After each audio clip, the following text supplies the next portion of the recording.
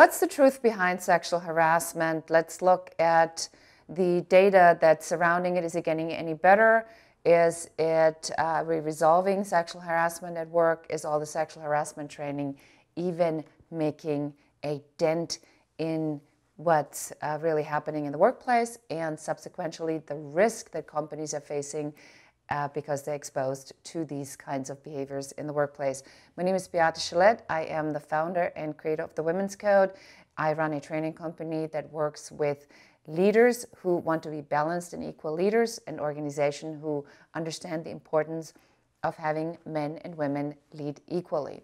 So I looked at this sexual harassment study because I was really curious about, are we making progress in the post-Me Too movement, and is it sort of sinking in? So the numbers show that between 2017 and 2018, there is a big jump. It's just not really exactly the kind of jump that you thought it might be.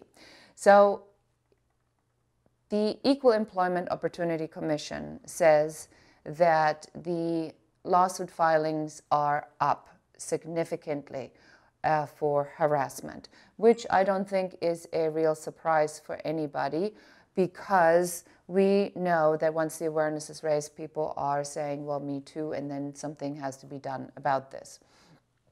The numbers that have been recovered as settlements from the EEOC have almost doubled. So it went from $47.5 million in 2017 to $70 million in fees that companies had to pay, penalties, settlements, that kind of stuff. So that's a pretty significant number.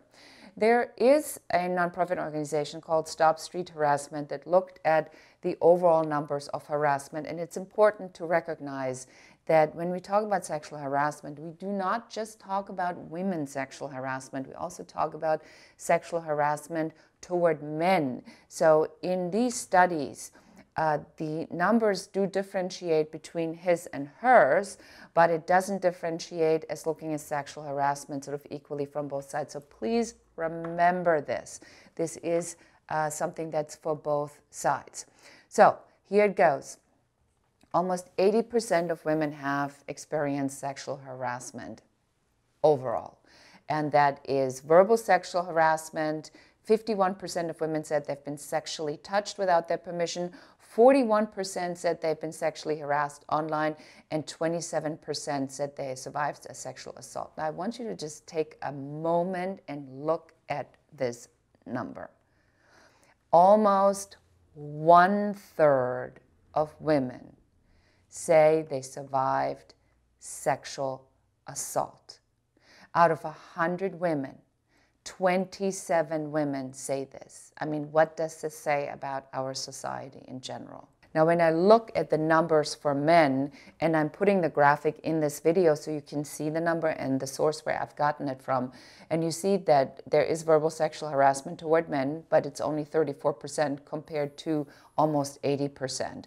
So overcoming unwelcome sexual touching for men is 17%. Harassment is 22%, and there are only 7% of men who said they survived sexual assault. So the numbers are significantly different. So it does happen on both sides, and it's important that we understand it can go both ways, but women are victims of sexual harassment a lot more often. So what does this mean for you watching this video? It means that we have to raise and continue to raise overall awareness of what is sexual harassment, and don't make the assumption that you know what it is, but you need to ask the women in your organization what they themselves perceive as sexual harassment. We as women need to ask the men, and we need to ask the men what they perceive as sexual harassment.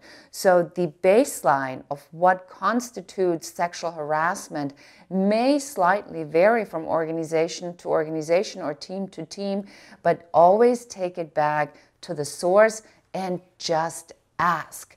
And then you incorporate that into your core values, mission, vision, and your behavioral strategies or your culture at your organization, because then it's based upon what your people are actually telling you, not what you're assuming. This is Beate Chelette. Thank you so much for watching.